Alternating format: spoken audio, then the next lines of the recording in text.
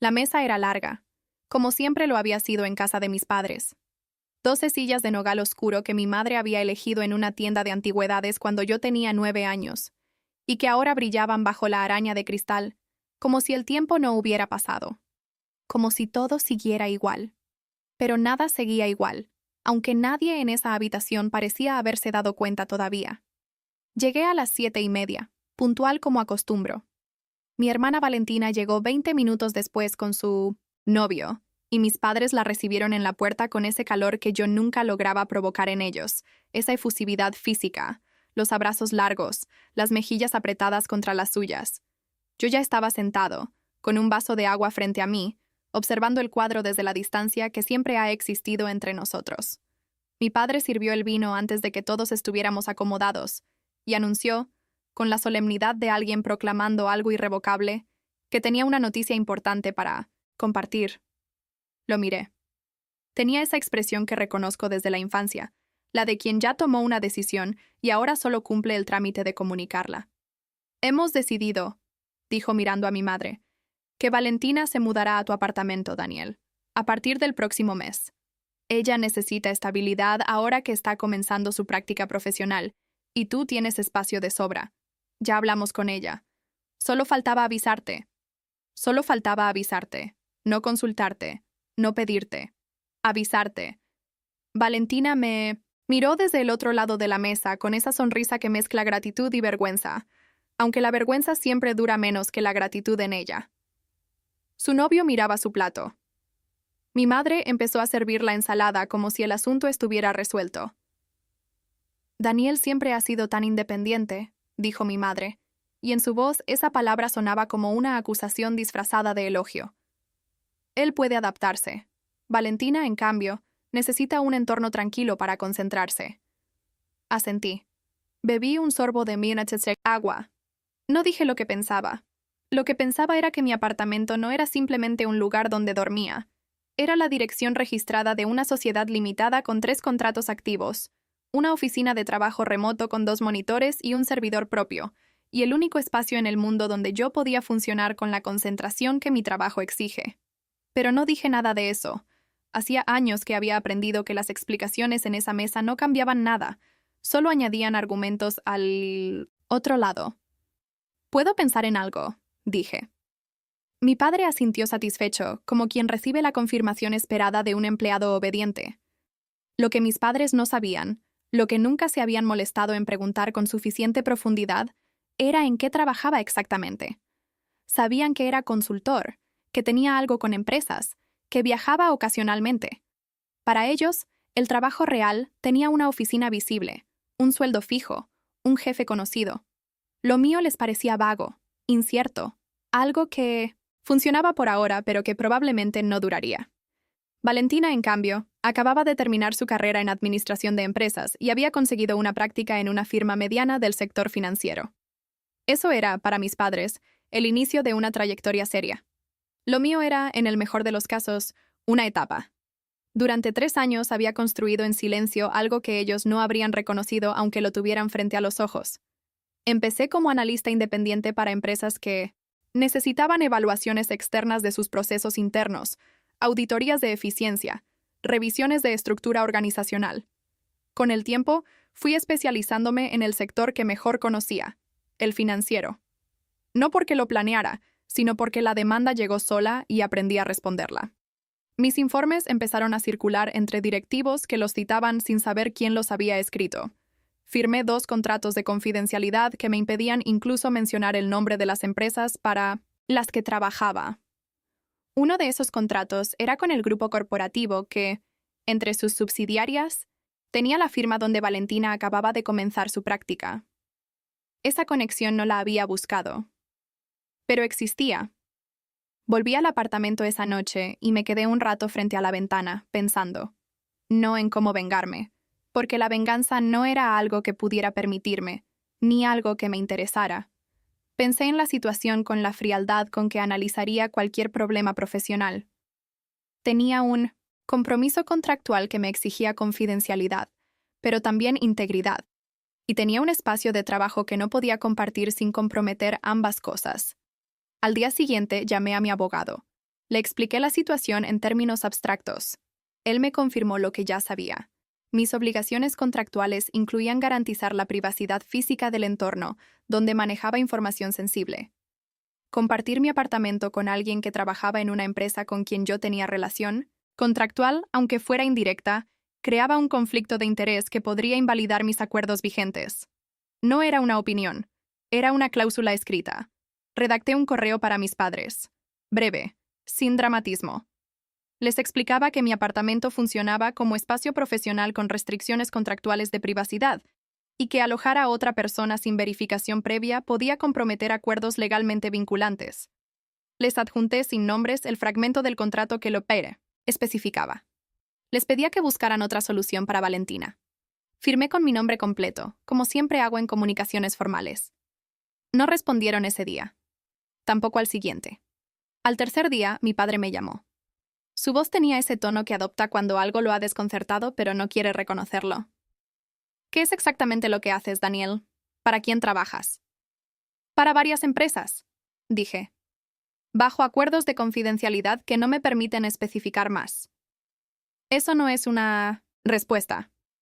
Es la única que puedo darte legalmente. Hubo una pausa larga. ¿Y cuánto tiempo llevas con eso? 3 años y medio. Otro silencio. No era el silencio del desacuerdo. Era el silencio de quien está recalculando. Valentina me llamó 2 días después. Su voz era más suave que la de mi padre, más cuidadosa, pero la pregunta de fondo era la misma. Quería saber si lo del correo era real o si era una excusa. Le dije que era completamente real, que podía mostrarle el contrato completo si firmaba un acuerdo de no divulgación, que no estaba inventando nada. Me preguntó si podría al menos quedar por unas semanas mientras encontraba otra opción. Le dije que no podía, que las restricciones no hacían distinciones temporales. Me dijo que lo entendía, aunque su voz sugería que no del todo. Lo que ocurrió después no lo planeé. Sucedió porque las cosas suceden cuando uno lleva tiempo haciendo su trabajo con rigor. A mediados de ese mes, durante una revisión de rutina para uno de mis clientes, detecté inconsistencias en los reportes de una subsidiaria, pequeñas al principio, del tipo que puede atribuirse a errores administrativos, pero cuando los seguí, encontré un patrón. Documenté todo con la metodología que siempre uso. Fechas, fuentes, cruce de datos, hipótesis alternativas descartadas. Presenté el informe al director de cumplimiento del grupo, como lo estipulaba el contrato. No mencioné nombres propios. No hice acusaciones. Solo presenté los datos y sus implicaciones. El director de cumplimiento inició una auditoría interna 3 días después. La firma donde Valentina hacía su práctica era una de las subsidiarias revisadas. No lo supe de inmediato. Lo supe cuando Valentina me llamó 2 semanas más tarde con la voz tensa, casi quebrada, diciéndome que habían suspendido su práctica mientras duraba una auditoría interna, que nadie le explicaba nada, que estaba asustada. La escuché. Le pregunté si había hecho algo incorrecto. Me dijo que no, que ella no había tocado ninguno de los archivos en cuestión, que era nueva, que apenas llevaba un mes. Le dije que si eso era cierto, no tenía nada que temer, que las auditorías bien conducidas distinguen entre responsabilidades. No le dije nada más, no podía. Fue mi madre quien llamó después, y esa llamada sí fue distinta. Daniel, ¿tú tienes algo que ver con lo que le está pasando a Valentina?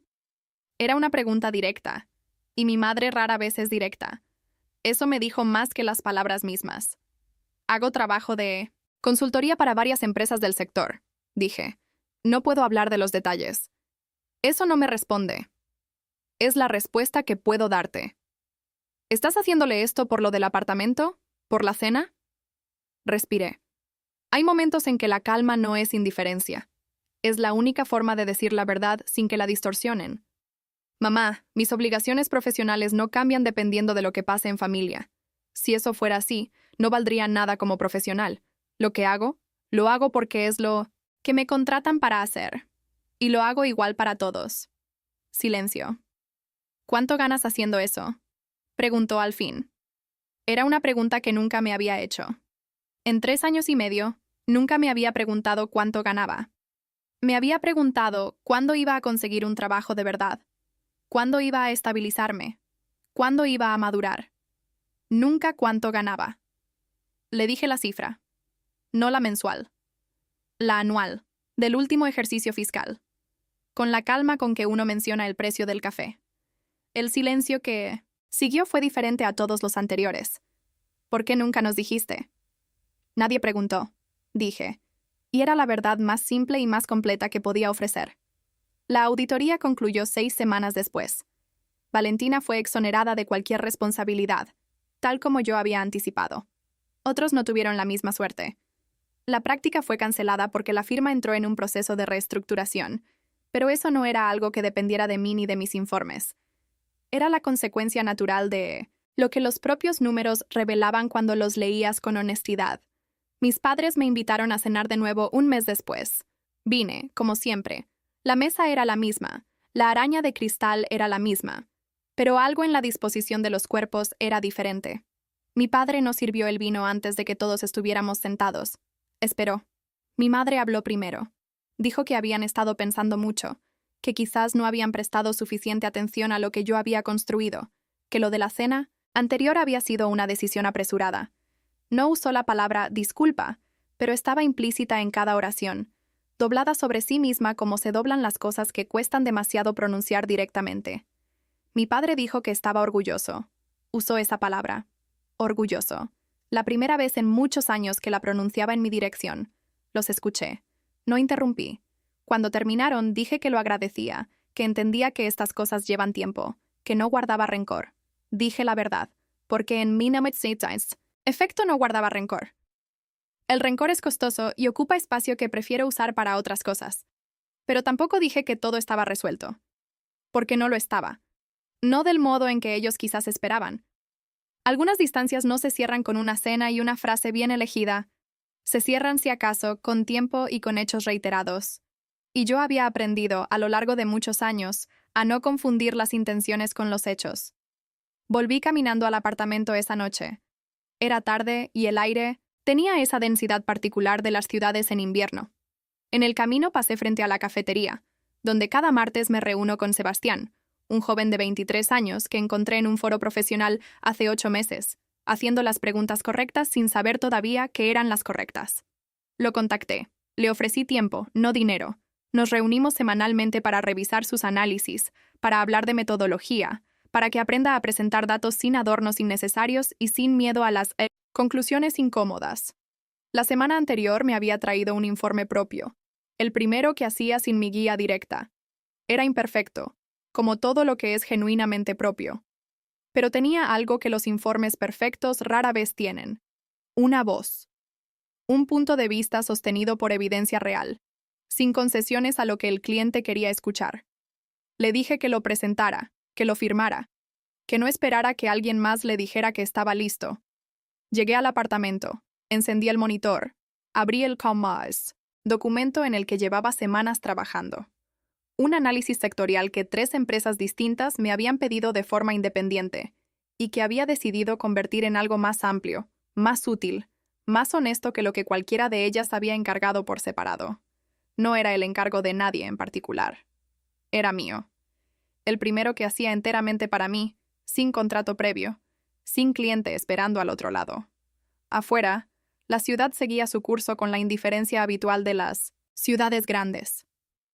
Adentro, en el silencio ordenado del único espacio que había construido a mi medida, escribí la primera línea del resumen ejecutivo y sentí, con una claridad que no necesitaba que nadie más confirmara, que estaba exactamente donde debía estar.